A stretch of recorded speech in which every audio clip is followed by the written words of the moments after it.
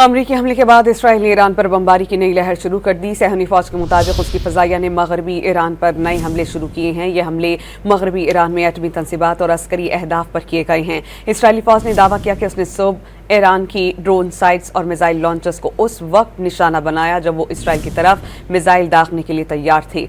याद रहे कि इसराइल ने गुज़श्ता रोज़ भी ईरान के जनूब मगरबी सूबे खोज़िस्तान में अहवाज और महशहर को निशाना बनाया था।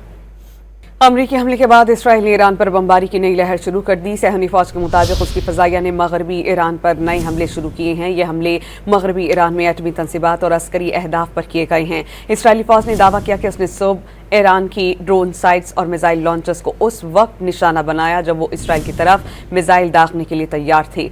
याद रहे कि इसराइल ने गुज़श्ता रोज़ भी ईरान के जनूब मगरबी सूबे खोज़िस्तान में अहवाज और महशहर को निशाना बनाया था।